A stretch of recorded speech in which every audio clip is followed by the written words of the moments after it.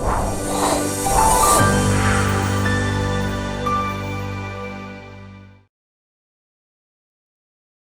Jamie Allison, and this is the Big Idea, Big Moves podcast. This is the destination for high performers. We talk to people in different genres, different niches, just people doing really cool things in their space. So we talk to athletes, we talk to CEOs, scientists, entrepreneurs, all of those people that might be doing something that we can take a little bit out of their journey and transfer it into our own lives. And I know I have one of those people today. Really excited about our conversation. Just before we jump into that, if you've been listening to the podcast for a while, you know that we have a relationship with Epitome Sportswear. And that is really cool to us because they're what they want to do really aligns with us. They talk about living life fully and not just having, they have kind of high performance athletic stuff, but also just if you're going to watch your kids play soccer in the summer, it's great stuff for that. And it might also just be for you wanting to go for a hike and be comfortable doing it. The other thing that is really important to us, though, is that they feel that it's important to give back to the community that they serve. And they're working to impact the inequities in opportunity for girls and women in sport. And for that reason, a portion of their profits goes directly to organizations and initiatives that support girls in sports. So really cool from that end. You can check it out in two different ways. One, if you just go to our Instagram bio, inside there's actually a code. You can get 20% off, or you can just go directly to Epitome Sportswear. It's EPITOME sportswear.com and check it out. And so today, really happy to have Carmel Rodriguez with us today. She is a personal trainer, fitness model, influencer, and entrepreneur. She's a creator of the YG12 bodyweight workout series, and her knack for performing acrobatic level handstands and inversions and things like that has really earned her one of the spots. And actually, she was listed as one of Instagram's top 10 new female fitness gurus from that. And she has more than once won Trainer of the Year, I know.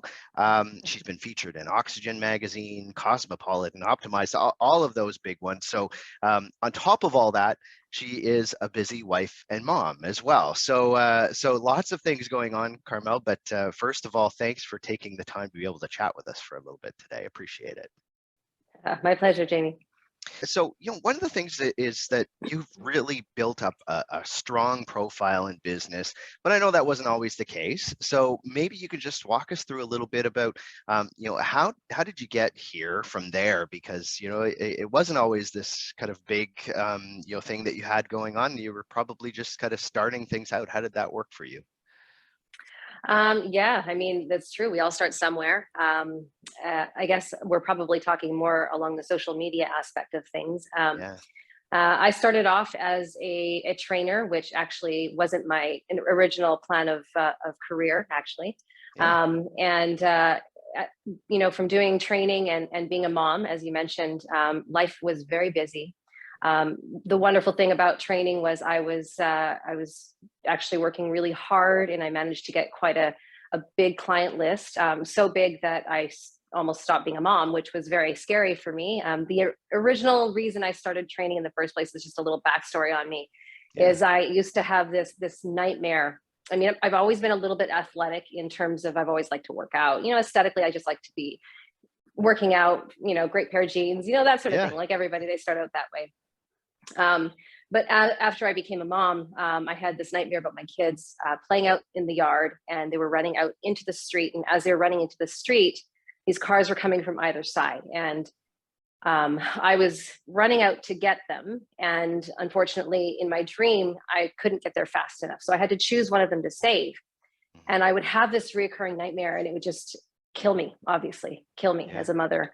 And it scared me to death. And so it lit this fire in my soul, and, and it was just not on my watch is all I could think. There's going to be a way that I can save them both. That is the only outcome of this dream. It never ended. I could never see the end of the dream. So I created my own situation. And that was to become a ninja. By any other name, I couldn't think of one.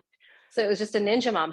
What other description could I find that would make me as agile, as quick, as strong, and as fast as I could be to save my children? And so that was the motivation behind many years of my training, and even becoming a trainer, which eventually turned into my career. And so after doing that, and like I mentioned, getting quite a long client list, I ended up being more of a trainer than a mom. And it really sucked the life out of our family. And it was very difficult working 60 odd hours for a corporate gym and having to abide by certain rules that I thought were terrible. Wonderful training and learning, and of course, getting, the things that I needed in order to become, who I am today, of course. But it took a lot out. And so the main reason I went into being this ninja mom and then eventually going into training was for my kids. And then that very same thing was taking me away from them. And so I handed in my resignation letter. And then upon that, kind of went into my own personal training business, if you will, at the time. And then that's when I started posting things on social media or on Instagram, not knowing what it was, what it could do, or any of that thing. And it was actually upon, my husband and my family just, saying, just keep going, right? Always supporting me. And just, my kids were very little at that time, but my husband just letting me just go and do what you got to do. And so, people started seeing my training on Instagram and on Facebook, and they were kind of like, Carmel, you need to push this. You need to keep moving it. So I learned about hashtags. Hashtags are big. So I started hashtagging my social media: run, cardio, training, weird training, unique training, feet, because I was very big on barefoot and this and that. And the style of my training was, in as far as I could see, and the reason why I had such a client list was there wasn't a lot of that out there. And so then it started moving. Channels saw my profile and started sharing. And this was how my page started, how my social media influence kind of grew, without me acknowledging that I was an influencer, and still not acknowledging that. But it grew, and people started asking me questions, and started moving my stuff. And I started realizing that there's such a need for this training that isn't done necessarily in a gym, that isn't necessarily your traditional training or fitness thing that people picture, and what they generally know. And it was that I became and did what I had to do based on what I had at hand. The time that I had. Sorry. Yes. No, go ahead. It's the time. I find that interesting that it's almost the switch that you made is probably what everybody who is now looking at your stuff and being connected to you is. They're probably looking for the same thing: is how do I make sure I spend, I'm working around the schedule that I have and all of those things. I'm assuming that you're inspiring people that from the same problems that you had, that drove you into the job that you're in now. Yeah. And that's a big deal, because, I can sit there and I learn actually as I'm going through, I'm saying, you just got to do it. People are like, but how? And I'm like, but you just really got to do it. You just got to take that one step forward. And that is as easy as it can be in terms of the execution. Of course, the mindset and the understanding of how to do it, to get there is still a different story. And I would say, what I figured out in my own life, and this is very important because I find that everybody's different. Everybody's lives are different. Their schedules are different. Their motivation comes from different places. Their reasons for doing what they do are all different. Bodies are different. Physical abilities are different. So point being that everyone starts from where they are, And so my journey isn't going to be exactly the same, but I love how you said in the beginning, and this is what I love with my page, is that I'm not asking you or telling you to be like me or do what I'm doing. I'm just saying that this is how I figured out my life and how I was doing things, and maybe not correctly in the beginning, but I still figured it out and am still figuring it out. Maybe this can help in some way, in some piece that you're in your life right now. And so what I figured out is that during the time that I had, which was very little, was fitting things in wherever I could, using the tools that I had in my home or out in the park or wherever my location was. And not knowing at the time that in itself was turning into my training protocol, if you will, using odd tools and becoming, I say in a lot of my posts, I don't want to use machines. I want to be the machine. And that's kind of what it comes down to, is that machines can be useful and they are necessary for certain things, for sure. But if you can, and you have the ability to use your body and create that machine within yourself, and that is the ultimate, that is kind of, in my opinion, the reason behind training, you know? Yeah. And so for me, it was, okay, well, how do I get it in?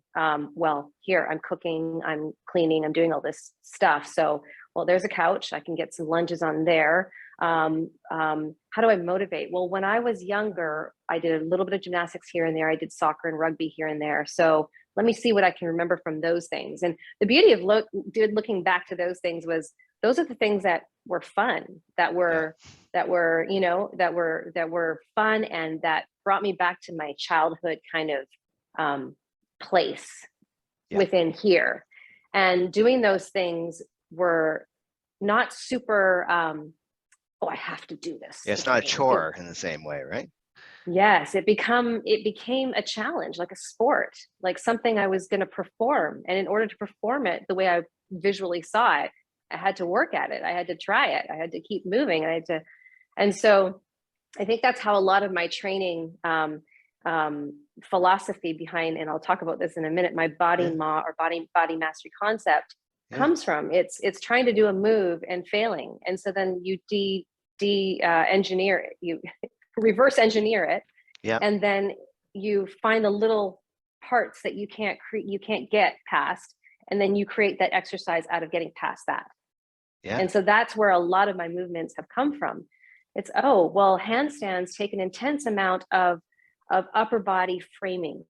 Mm-hmm. Proper handstands, staying up for a minute or two or three, walking for as long as you want and being able to jump out of it. It looks kind of fun. It looks almost like what, how do you train? Do you even train for that? Like, it looks like it just comes from someone who can do it, which isn't the case. It really takes a lot of strange training. And that comes from 1,000 planks, in various different ways. And so if you notice a lot of my movements on Instagram or social media, I'm planking in so many different variations, right? I'm planking upside down. That's a handstand. I'm planking with movement. My sliders and my movement, my training are all to do with my upper body frame and my core, all of it. Yeah. And so my body is learning these neural pathways of, oh, she's doing this again. And this translates into this, but just in a different level, just being upside down, taking a little bit more body mass on top, and so I would assume there are a lot of people who listen or before they kind of jump into your program that see that kind of stuff and think, okay, I can never do that.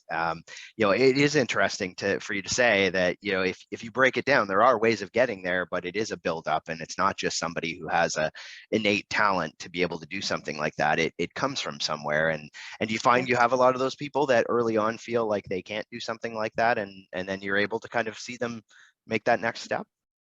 I do. And what's funny is that they usually become trainers themselves after. Yeah. A lot of my clients have become trainers. Yeah. And even if they haven't achieved that handstand or that thing yet, they've unlocked something in their bodies that they had no idea was possible, and a joy that they didn't know came with training. And that's the beauty of it. And then most of those clients, in fact, plenty more than most, are longtime forevers now in training. Yeah. And whether they are at the place that they had intentionally, set up for their goal or not, they're still fully devoted because they found something that brings them not just joy, or not just training and energy and agility for their body and whatnot, but just a joy of it in itself. Yeah. And that's hard because that's half the battle when it comes to working out, right? Yeah. Well, coming back for more. Well, exactly. And I would wonder, and maybe I know you've been doing it for a while, but even I think of the last 2.5 years or so, did you find, is that something where so many more people had to access programs like you have, where it was like more of an online kind of, platform and something they could do at home, that they didn't have to go into a big gym, all of those things? First of all, I guess, did you see that there were more people kind of connecting because of that? And then the other side was, I would assume that also did bring some joy and things and some normalcy, I guess, during a time that wasn't very normal. Did you see that, I guess, during that time period for you? Do you mean during COVID or just during when I was? Yeah.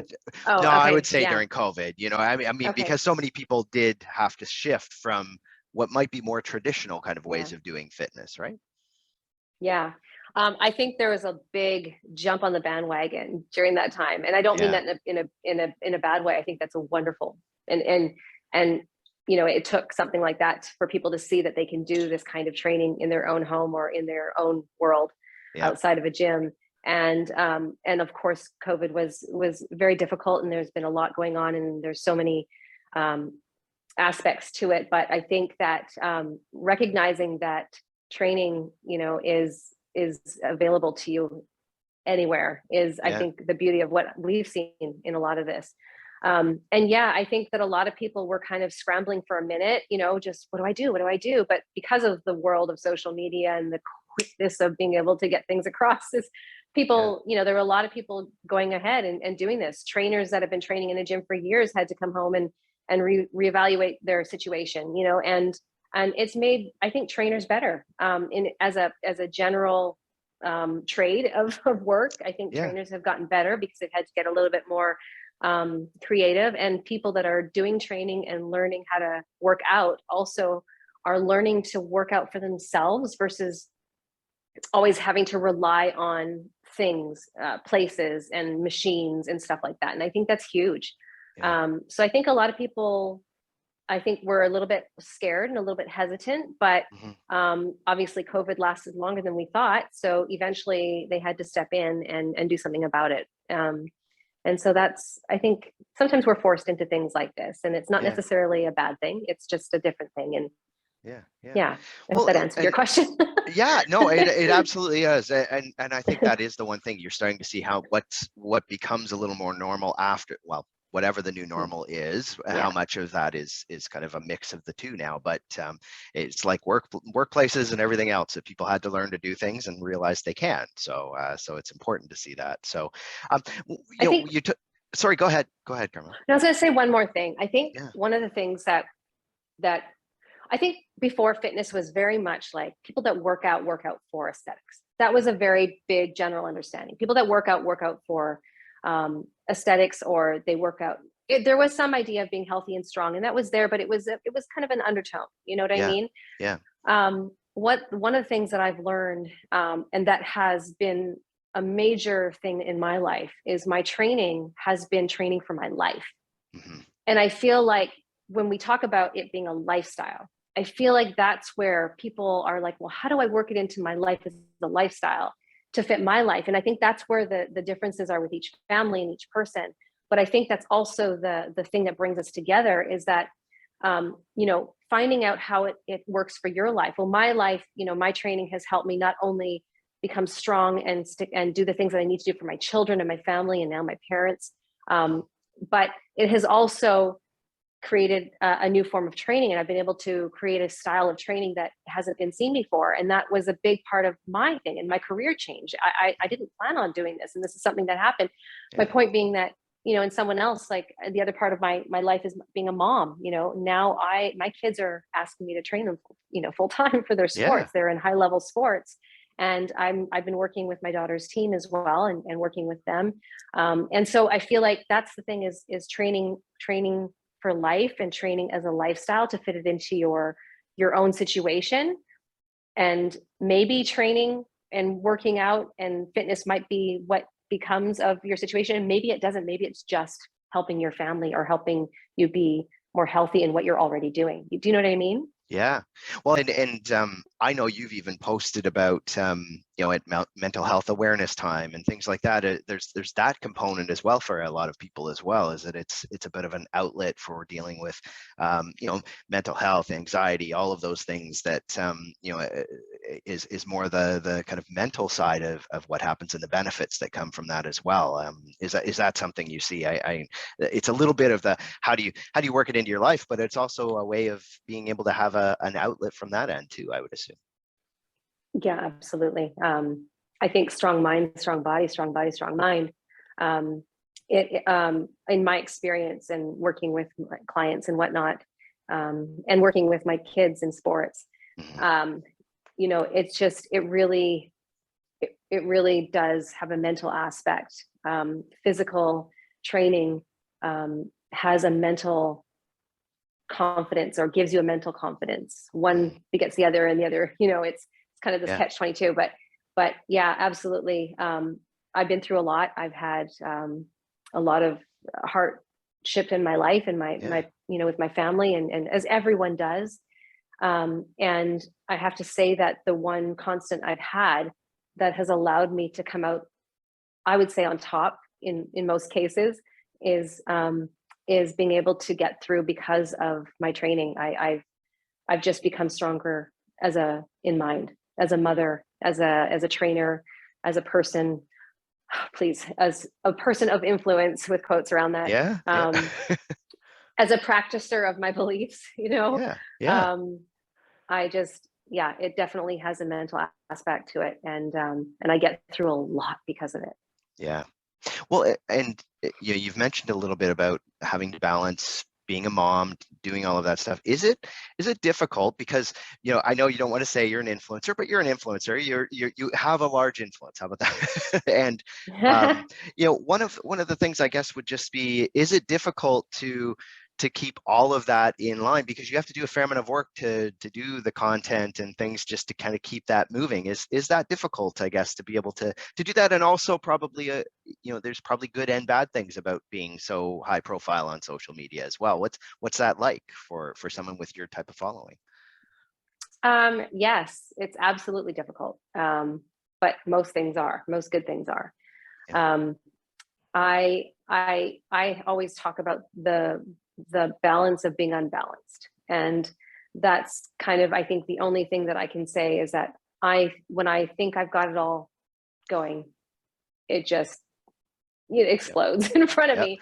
But I mean, I think in any situation, whether I be a mom or whether I be doing something else, or, working a 9 to 5, I think that would still be the roller coaster ride for anyone. But yes, I would absolutely say that doing this and having to create content and that stuff, and being a mom, can be very difficult, especially when you have teens that don't want to be on your Instagram account, and they don't want to be a part of your social media, And my son, he's on the Delta Blue Jays PL program, and they just won the entire West Coast, and I wasn't allowed to post about it. I couldn't tag him or his team, and he's like, "No, mom," and I'm like, "Oh, stab." And it's like, these are the things that I want to share. And even collaborating with companies and stuff like that, they want to see this family aspect, and I can't give that to them. But here's the thing, is that I need to respect the boundaries of my family, and they come first. And as much as I would love to involve them, and there's opportunities there, I'm going to do what is important for what we do. And I don't give that up for social media or anybody else.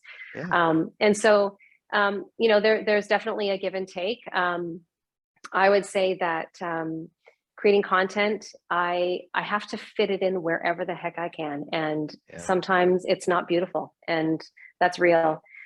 You'll notice that on my channels, I have a management company that I work with, and they're like, so, can you get the extra camera and I try, I plan on it, and life happens. I've got my mom that I take care of as well. She's had another major stroke. And so I see her, and that's my priority. And so, this is my business for sure. This is what I do. But I think that if I didn't take care of these things and plan around my family first, that would show in my social media in another way. So I don't give out anything that isn't real. And I can't, what's the word for it? To be balanced within the unbalanced, those are the things that I decide, that I take into account when I do this. So it's difficult. And I think that's important for people to understand too, though, is that it's like any business, but at the same time, a lot of what you're trying to do is talk about the importance of integrating it in your life, and you want to be able to model that as well, which can be difficult for anybody. What has been the most difficult thing for you in building your business, building your brand, doing all of that part? Has there been one challenge that has just been more difficult than anything else? Yes, I think it's trust. It's difficult to put your trust in people and things. when you've spent so much of your time doing something on your own for so long. Yeah. And you've been burned before. And reaching out and trying to find trust in things can be extremely difficult, especially when you don't have the extra time or maybe even the necessary knowledge to figure out whether that things can be trusted. And I think that's probably one of the most difficult things. And I don't think I'm alone in this. No, it's interesting. It reminds me of we had a conversation not long ago with Ashley Horner, if you know who she is, and she said the exact same thing, that if she were to go back and do something different, it was often, okay, who did I connect with, who did I hire, or any of those things has been the one thing that would be what she sees as probably a mistake that just held her back at a certain period of time. And I think everybody has that, especially entrepreneurs or people that are building something, that if they don't know everything from that end as well. But it's almost the exact same conversation she had, that it's a struggle. So it is. And so going to the other side, have you had mentor, like how did you do this when you were early on in figuring out hashtags and all that fun stuff back then, but even just through this time, how did you find your way through it? Did you have mentors or people that worked you through that? I've met a lot of amazing Instagrammers. I'll start with Instagrammers, but Instagrammers along the way. I've had some pretty amazing connections, watching them grow, being influenced by them, if you will, creative aspects we've collaborated on and whatnot. So one of the things that I don't do very often, or I try not to do, I don't really try to surf channels. I'm very big on not doing that. And I think it's not because of any reason other than the fact that I think when I watch everybody else's stuff, I get more depressed and more, I should be doing this, or I should be doing that, more than anything else.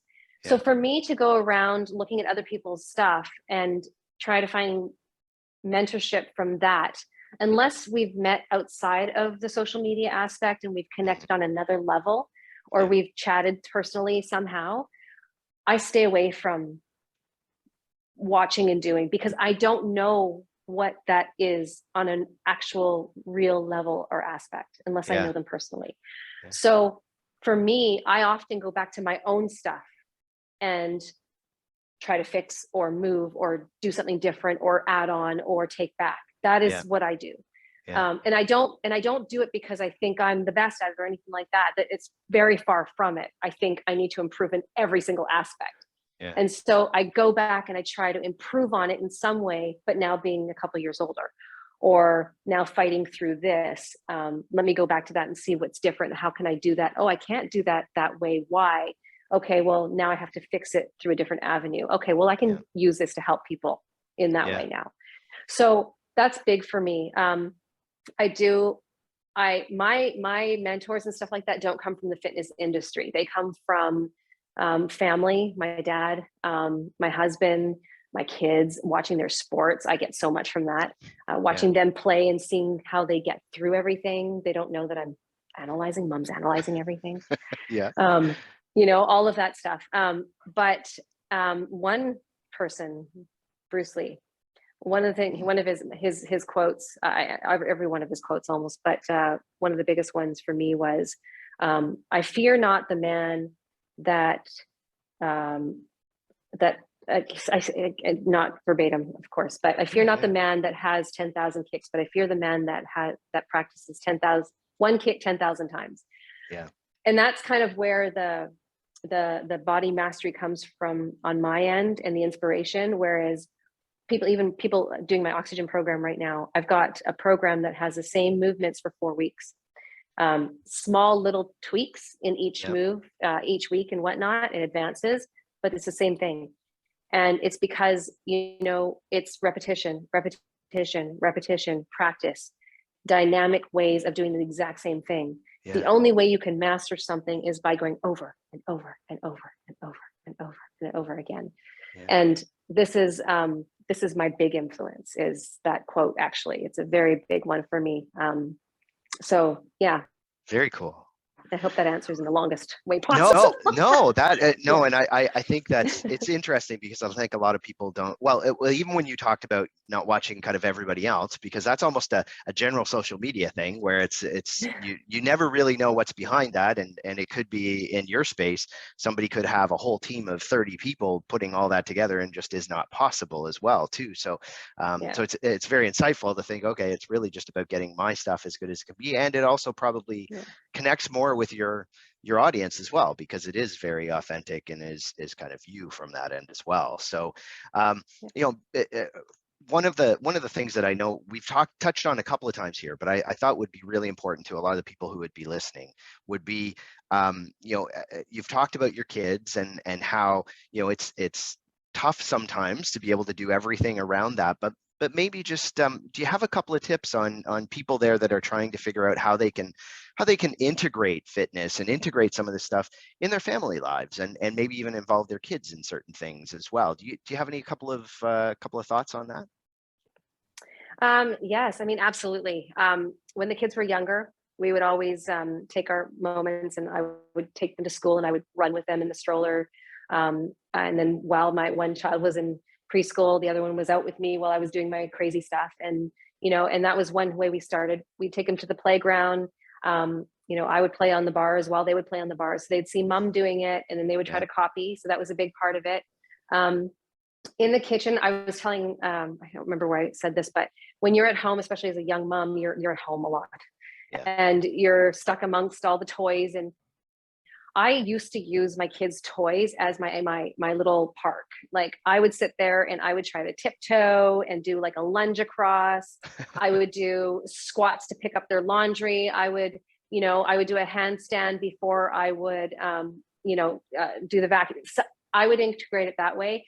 When I was even at work or at home cooking, I would do calf raises to reach the top countertops.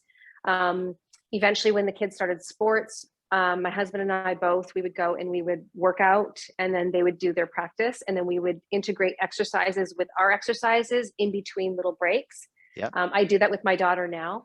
And then we would all go as a family on one day a week to the park to everybody practice their different sport or their different reasons for training. And so we still do that. I'm involved with my kids' team as much as possible. And then I do their training as well. And then my husband coaches with them on offside of their own coaches. So we're extremely involved, but anything you can get in anywhere, go for a dinner and then take a walk after, go to the beach and do some sightseeing together. You'll never regret those times ever, ever, ever. The kids grow up so flipping fast. Yeah. I mean, I started Instagram when they were little. My son is 6'1" now. My daughter, they're both 15 and 17. I'm like, my people have seen my kids grow up in front of me. I'm like, this is not possible. So just whatever you can do, even if it's 5 or 10 or 15 minutes, get it in. Just do it. Don't think twice about it. Don't try to reset, don't talk yourself out of it. Just go outside, get the gardening done, bring them with you, play with them, do funny stuff, be crazy. If they're little, they won't know that you're crazy. They'll just think you're funny. So you know what I mean? Like, do it all. Yeah, it's when they're older and they don't want you to do that around them, and then so you might as well do it while they're young. So exactly, and that will come. So yes, it does. Yeah. Well, that's fantastic. Thank you for that, Carmel, because I think that is the one thing that people struggle with so much is trying to integrate everything and try to kind of keep all of the balls in the air, especially moms, because they I think do more than anybody. So so thanks for that. And if people are trying to, obviously people I'm sure are already following you, but if they aren't, what are some of the ways of doing that? And also to take advantage of some of the programs that you have, because you've got some great tools for them there to check out as well. What are the best ways of doing that? Well, I am on Instagram as Carmel Rodriguez Fit. In my bio, there's a link folio. If you click on the link, you're going to see a bunch of programs that I have there. I have the Oxygen Challenge, which is on the Oxygen. That link will take you there, and it's an Oxygen Challenge. It's 90 days. It'll always be on the Oxygen magazine, list of exercises or programs that you can do. I also have an open fit or beach body program, which is all body weight. That is available as well in one of the links. And then my YG12 program is also available in one of the links. And I am aiming to put together another hub where I can get a bunch more workouts out for you guys. So that's coming soon. So they're all available there. You can find me at Carmel Rodriguez Fit. I also wanted to say one more thing to moms. Yeah. If you can't get it all in, it's okay. Forgive yourself. There's always another day or another week. Just don't take it too much. Don't try too hard. Try hard, but don't get on yourself when you can't get it done. This is the balance of being unbalanced. It's okay. No, that's really important for everybody to hear. So, well, thank you for that. What we'll do as well, Carmel, is we'll make sure that we put in the show notes links through so they can go directly there. If you haven't hit subscribe on the podcast, do that now. We have great people every week, just like Carmel. And again, I know you're very busy, so we really appreciate you taking the time today, Carmel. It's been great. Really appreciate it. My pleasure, Jamie. Thanks for having me on. Oh, no worries at all. And to everybody else, we'll talk again soon on Big Idea, Big Moves.